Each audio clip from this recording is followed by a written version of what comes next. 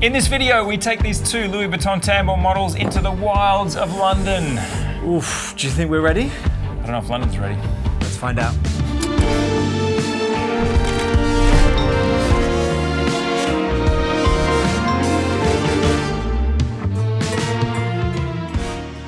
Welcome to my London lair.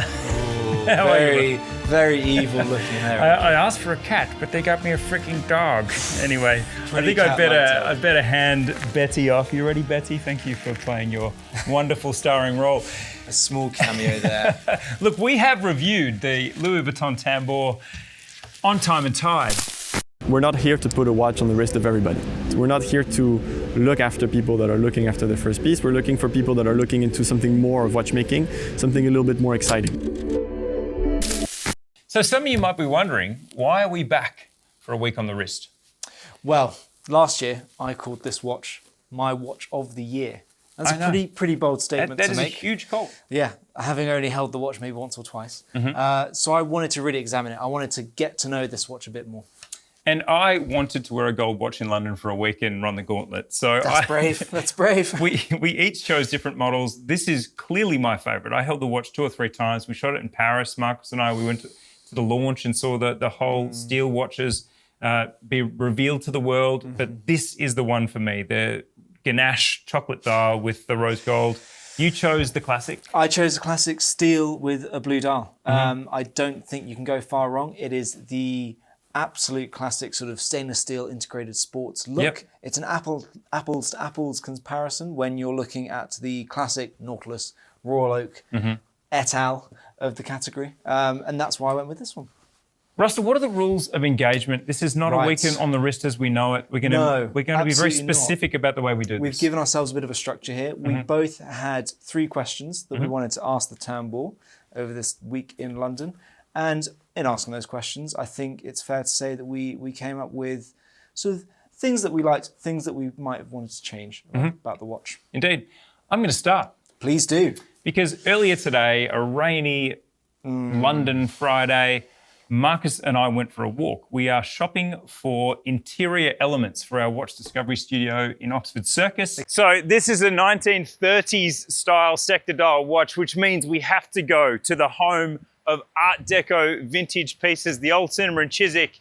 And we're looking around for bits and pieces. A beautiful place to shoot B-roll of watches. Because you know, I'm looking at records, I'm looking at beautiful armchairs, and we came across a Louis Vuitton steamer trunk, a vintage piece. Bingo. How do you like them apples? A Louis Vuitton steamer trunk. Looks like it might have been serviced and reconditioned. Yeah. Didn't even look at the price tag because I knew that it was going to be well and truly beyond what our budget for the studio. But it reminded me of my first question of this watch. Can I wear a Louis Vuitton branded watch? Good question. Look, that sounds really blunt and it sounds really rudimentary. It sounds like if I even have a question about that, what would I try? The reason that there's a dissonance between Louis Vuitton watchmaking and I would say the great majority of the watch-wearing public is that the association with the brand is probably more towards that steamer trunk, these other categories of leather, other categories of luxury. And is that something that I can actually overcome myself? I'm a fan of the watch. It's clear from my reviews of the watch that there's no question about the quality of what Jean Arnaud and the team have put together here. But to me, the ultimate question is, can I overcome this branding dissonance? Because when I look at Louis Vuitton, I don't think watches necessarily. Louis Vuitton is many things, but it is not a minimalist brand. Absolutely not. I mean, it's you say Louis Vuitton and you instantly have the monogram in your mind. And you have many monograms. It's a maximalist brand in the way that it expresses its logo. However, the logo and the branding of this watch is ultra subtle. I would say it's surprisingly and committedly subtle. You have Louis Vuitton on the dial, and then you have very subtle 12 letters that spell out Louis Vuitton, right? And they're around what we're trying to call the bezel on this Yes, watch. it's sort of a bezel slope. It's the top of the case. Yeah. But you will notice that Louis Vuitton is spelled out, and this is a real Easter egg for you as a wearer. So you do notice it there, and it's subtle. It's almost like a little secret contract you have with this watch to see this little detail. Secret signature. So this was the question: can I overcome this first initial barrier of Louis Vuitton, the brand association, the branding itself? And the answer for me was, it was a good result. Yeah. I find that this is such a fresh face for the brand to be so minimal and clean that I sort of don't have the associations of the LV monogram. So it was a win there. And I feel that for those that are concerned about that with this watch, that it's going to be an overly branded piece. I think I have a Bulgari aluminium. Yeah. And there must be 4, 5, 6 Bulgari logos you've got on that piece. Bezel, you've got the straps, You've got the every dial. joint of the rubber strap. Oh. And look, very this is Bulgari. a style of luxury product that doesn't match with me. But here it's clean. It's something new in terms of the way that this brand communicates. I like it. So I had a similar question, actually. I wanted to see how a sports watch like this would fit into my life. And I like to spend some of my time in tailoring houses on Savile Row. So Yes, you do. This is a bad, The most Russell thing ever. It's a bad habit I've picked up. Russell, where are you? I can't hear you. I'm a Savile Row. Here we are, guys. We're in Huntsman. What a classic British brand this is. And while I feel very at home here, I can't imagine Andrew stepping foot in an establishment quite like this. It's just so British, it's so old school. And yes, we're supposed to be reviewing a stainless steel sports watch, but the refinements that Louis Vuitton made to this make it feel really at home somewhere like here. The details that they put into this, you can see reflected in these jackets. I just love it. But then at the same time, Huntsman isn't all about suiting all day, every day. You can see that the way that the detailing, the attention to detail they put into something like these John Smedley polos. Oh, so good. Now, I was a bit concerned. I've picked the sportiest of these tambours, the blue dial stainless steel.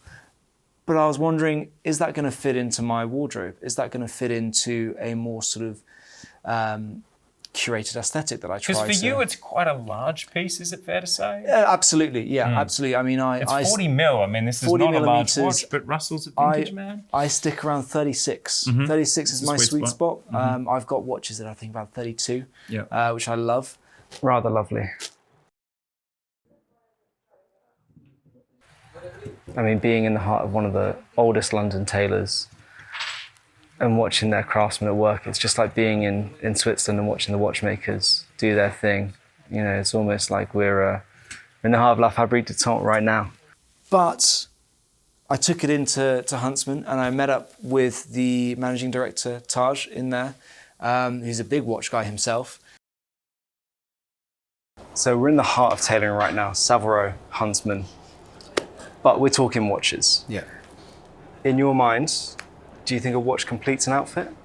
Absolutely. Yeah. I think there's watches for occasions and there's watches for purpose. Whether you're shooting, whether it's dress wear, that changes everything that you think of a watch from a dynamic. Whether you go from a bracelet or whether you go to something with a leather strap, crocodile strap, and even more so now the emergence of rubber straps. Yeah. So it's for me, it's the complete shift to complete an outfit. For me, I think about, I get up in the morning, what I'm going to wear, dial association, am I going out to dinner? Obviously, of course, London. So Yes. And so when you have clients coming in, it's a conversation when you're fitting them for a suit, right? And you're discovering things about them, they're discovering things about you and the brand. And so a watch is coming up in that conversation. Are you talking about sort of what they're going to be wearing with this, what kind of collection they've got? Yeah, when we talk often with customers about watches and outfits, how many times we've walked them over to boutiques. So for example, one of the things that we just recently did, we held the first night in London for a particular brand's Watches and Wonders collection, and we took 20 of our clients there to do that in their private member space that they have upstairs. Wow, amazing. Now, I didn't leave Huntsman with a suit, unfortunately. But if I did, I would have felt happy having this on my wrist with a Huntsman suit on, I think. Okay, because again, this is where the considerations of cuff You know, Yeah. how much room is there in the cuff? Absolutely. Is it, I mean, and we're not going to have an issue there. This is a 40 millimeter watch. It's well under 50 millimeters lug to lug. It's 8.3 millimeters thin. Yeah. So look, I know what you mean, that this is a daringly, dashingly large watch for you. But, Yeah. but really, in practical terms, for tailoring and for suiting, it is going to be fine. But it raises a good point about this watch that I think is probably its best asset, which is, what kind of watch is it? And this wasn't a question I had, but it's something that was confirmed to me by wearing it. And that is that this really is the perfect sort of midpoint between a dress watch and a sports watch. And the way that that's been achieved is that you have this timeless classic sector dial from the 1930s. Yeah. And the way that the sector dial impression is cast is quite clever, isn't it? Because you have this center disc, but you also have the indices on either side of the center disc, which create that sense of a crosshair sector dial. It does. It's done really well. Yeah. And then on top of that as well, you've got the contrast in the finishing. Yes. So that center section with that sort of vertical brush catches the light. We try and do it. Yeah. But that vertical We'll brush try and do it is right not- now. I'm but I going to figure give it's you the right. effect of Excellent. it. There you go. Well, there it is. But that contrast between that and the outer sector is fantastic, and it gives a great look. And I found myself throughout the week just catching myself, just being like, oh, that's nice. I want to come back to finishing, because Go on. I think the dial finishing is definitely something that you notice more. This is why you do a week on the wrist, because you'll see things in an hour-long review, or when you're seeing the watch at a launch, and then you'll see things over a week that are much more nuanced, such as the azurage in the small seconds. This is something that contrasts so nicely with that flashing center disc. You really get a sense of the thoughtfulness of these different dial finishings. But the thing that I noticed most during the week was that this watch was bloody heavy. Really? Yeah. Well, it is solid gold. It is. And I think you have noticed a change in me lately. I have. You're on a bit of a gold binge. I didn't want to set you up as if you knew where I was going, but you could have answered that in many ways. You could have said, yes, I'm concerned about your drinking. Actually, that'd be more. More coming this way. Yeah, I get that. Yeah. No, I have developed a kink for gold watches, and I believe that Certainly it's one way to put it. indisputable that I am commencing a gold watch era. My question is, how does this gold watch era go when it is all gold all the time? Because the watches that I have purchased in gold have been on a leather strap, on a fabric strap, but never on a gold bracelet. And this really, I have to say, if you're in the market, if you're in that 60,000 US gold watch market, this is a watch to consider for the superb weight distribution from bracelet to head. Now the head is quite small. It doesn't have big shoulders. It doesn't have the traditional lugs, so you don't have that heft. It's 8.3 millimeters thin, so you don't have that real distinction between case and head. So the distribution to the solid links in the bracelet is just lovely. It really truly feels more like a bracelet than it does a watch. You can't quite feel that there's a top-heavy situation with the head of the watch. So I really enjoyed the weight of the watch on the wrist and the way that that weight was distributed. However, it does lead on to a question about security that is real.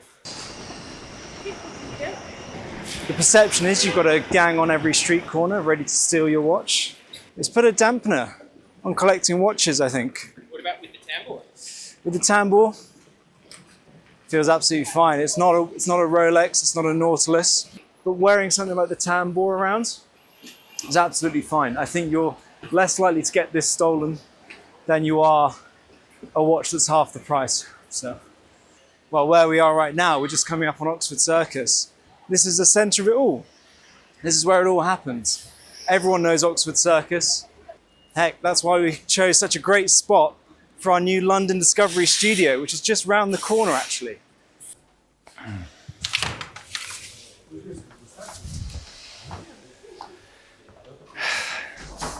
So this is it, huh? This is where the magic will happen. Wow. Okay. London Time+Tide Discovery Studio in progress. Now, one of the commenters asked about the tambour and what to wear with it. It's a good question. We should be wearing high vis in here, Russ. Yeah, hard hats too, probably. But matching high vis to any watch, no, not pretty possible. tough, yeah. So we're going to leave it off. But I did actually think about the style of this watch. It's a borderline dress watch, borderline sports watch. Show. It's a bit of an everything watch. Yeah. But I did, thinking of the tones, this game of tones we got going here with the rose gold and the chocolate, I thought about a blazer. Yeah. It's a knitted travel blazer, so it's good in summer, good in winter, but it's very good with these tones. Yeah, and that's the autumnal feel right now. We're end of September right now. Exactly. It's that autumnal feel. You can hear open fires start crackling, Guinness starts getting poured. I'm sure you'll work that into your storyline. I'll try my best anyway. And I've just gone very classical, very blue shirt, sort of cornflower blue, but with the very classical blue dial on the steel tambour. I mean, It looks I'm good. in love with I'm the not going to dial. lie, Russ, it looks I'm good. in love with the dial. I'd like to talk about the thing that I probably would change about this watch if I was given the power to. Please, what would that be? It's the finishing of the caseback. Now, this is an exhibition caseback. Yeah.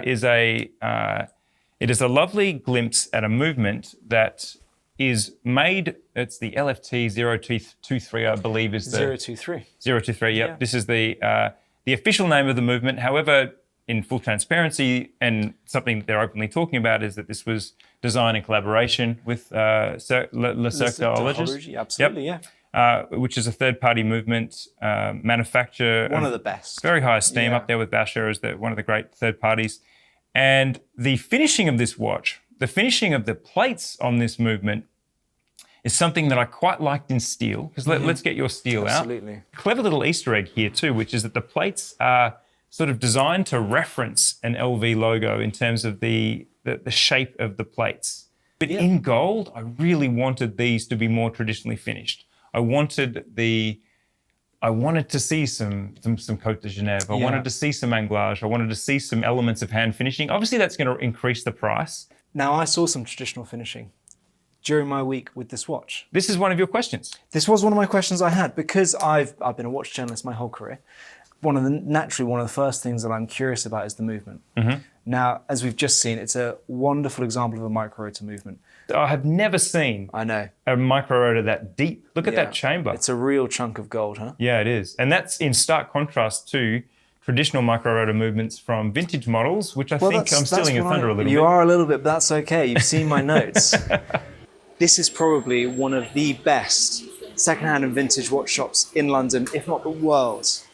Now, they're an Amiga specialist here at Somlo, and this collection here, Speedmasters here, Seamasters there, you've got stuff from the 50s, 70s, and then down here you've got other brands. They've got Cartier, they've got Patek, they've got Piaget, and that's why we've come here and asked Daniel a couple of questions about this, Louis Vuitton Tambour, and how it sits in its wider context. Daniel, hi, how are you doing? Good to see you. See you. You've got some watches for me? I do indeed. Should we go take a look, shall we?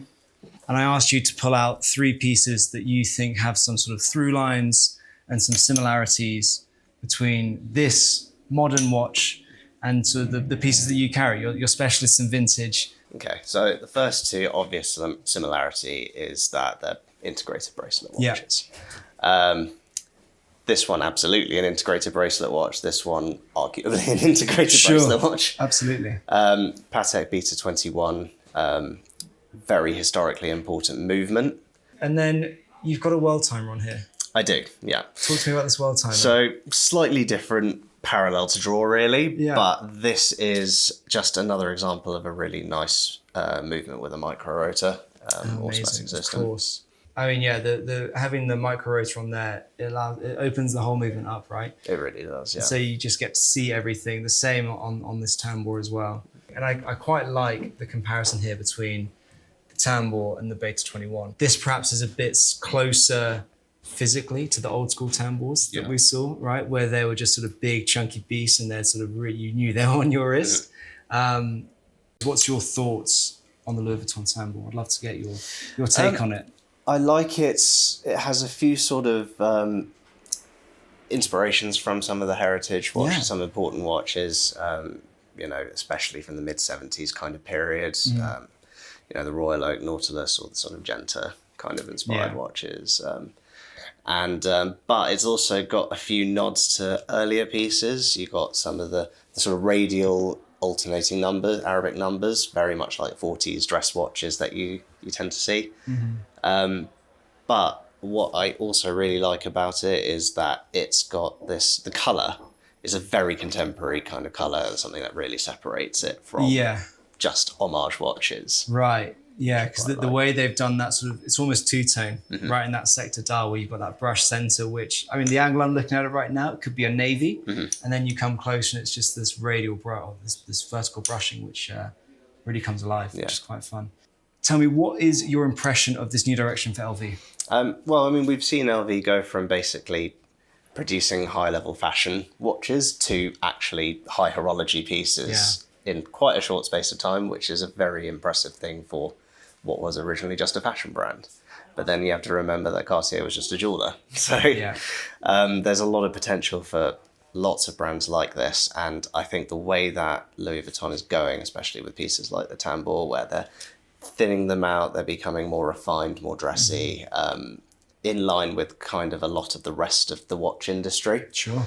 For me, it's a definite sort of going on an upward trend. I mean, I remember the older Tambours, which were a big sort of chunky thing, very much of a time. Yeah, they were more Royal Oak offshore. Yeah. 15202, right? Absolutely. Yeah. Comparing all three made me think about sort of these small things like the jewels on the movement in this, pretty much all clear.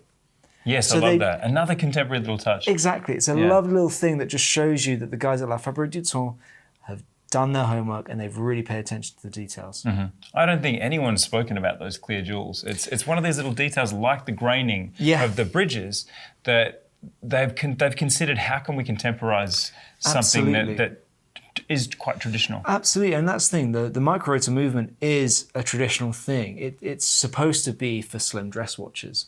But then the way that they've done the finishing here, the way that they've sort of made it a bit more, as you say, contemporary, while the movement finishing is industrial, it fits with what is a sports/hybrid dress watch. And I have to say, when we say this watch is slim, I wouldn't class this as an ultra slim watch in any sense. And certainly, looking at the micro rotor chamber, you see this chunk of gold. So it's quite funny. It's quite, how do I say it? It is quite robust and sporty and it's quite muscular for a slim sports watch. It's paradoxical almost. Yes, because it's not a sports watch. It's also it's a sports dress watch. It's many things. But that sector dial, I think, again, is the perfect bridge between two worlds.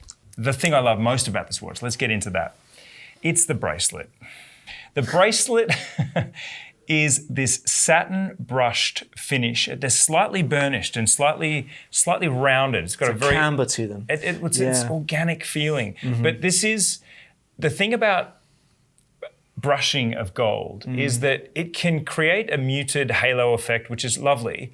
And it's what you see on the 222. It's what attracted me to the Vacheron Constantin 222. However, there's a little Easter egg with this watch in that the center links, if you can call it that, because they actually are interstitial links. They're just so slim. They're mirror polished. So you're getting a contrast in finishing without getting that, because a polished gold center link, let's just talk about a Rolex example, super, super blingy and shiny and reflective, whereas this remains very subtle. So this bracelet is just luscious on wrist in terms of its feel on the skin. It is absolutely, while I talked about the weight distribution, I think what closes the deal in terms of the wear of this watch is the quality of the bracelet. And again, I think that when we get down to the finishing of this bracelet, it is just superb, the best thing about it. So while I had some gripes about the finishing of the case back, this is a 10 out of 10 bracelet. So interesting, because the bracelet is perhaps the one area where I could critique this watch. Can we agree on anything, Russell? No, never. I don't think we will. Wouldn't make for a good video. Absolutely not. So we wore this for a week, and it's transitional weather right now. We're towards the end of September. Weather can't make its mind up. It's being very British. And I would love some micro adjustment. Because the week started off fairly warm, and now it's Baltic out there. I'm not dressed for the weather. And so I would just love to have that small bit of micro adjustment just in the clasp, Yeah. So it can take me from that warm to cooler weather, going from sort of inside, I don't know, let's say a nice warm pub, to outside in the cold British weather. Yes. And right now, I don't have By that. the way, a British boozer on a Thursday afternoon, Best it's place in the world. 45 degrees. While it only has 50 meters of water resistance. But I think if you were to upgrade this watch to 100/50, you would lose that sort of that thinness that we were just talking about. But maybe they could just add a screw down crown. Yeah. Okay. But for me, it passed the pub test. Okay. Yeah. My final thoughts on this watch. We ask many things of our watches. We ask them to lift our status in a room. We ask them to provoke a conversation from a stranger. We ask them to make us feel better on a day, cheer us up. What you can ask of this watch really relates to none of those things. It will not lift your status in a room. It may not necessarily have someone say, oh, I've seen that watch. It'll have to be someone say, oh, what is that watch? But the thing about the Tambour that I feel is just unarguable, when you put aside any stigma you might have with the brand or any concerns you might have about a contender brand, what is unarguable is that this watch, in its wear, in its components when you break it down, in its performance, and potentially in its offering, is that it really is a tight package. You know, when we're coming to things that we would change about the watch, micro adjust on a bracelet, that's pretty fair for many brands. Yep. In my case, more elaborate movement finishing. Sure. When you're getting to those things as a criticism, then the package is holding together really well. And I'm at a point in my journey where I can assess a watch with great confidence on its merits. You've seen a few watches in your time. Huh? I have, and I tend to wear some of these brands that are offering more and that are pulling together a package that can get wrist time in a crowded watch life. So it has held the course. It, on its merits, is pretty hard to fault in person. And if you're at a point where that's enough for you to consider going and trying this watch, I think you will be quite impressed. I think you're completely right. Look, we can agree on something. We can. What are your final thoughts? Look, my final thoughts. I started this journey with me and this watch on a very strong statement. I called this my watch of the year in 2023. And now that I've spent some real time with it, I still stand by that statement. I still think it is an incredible watch. I think Louis Vuitton outdid themselves by sort of completely revamping the Tambour line. And I look forward to going to a watch gathering, a get-together, and bumping into someone wearing one. I can tell them the story of the time I had it for a week. Now, we're going to put this back. We're going to put these back in their Do we box. have to? I believe we do. Okay. There it is.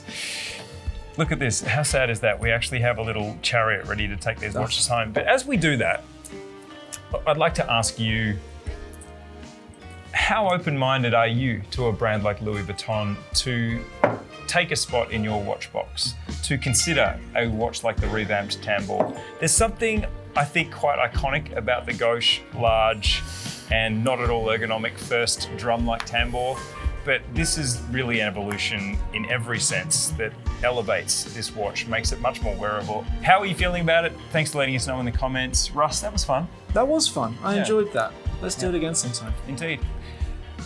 See you in the next video. See you in the comments.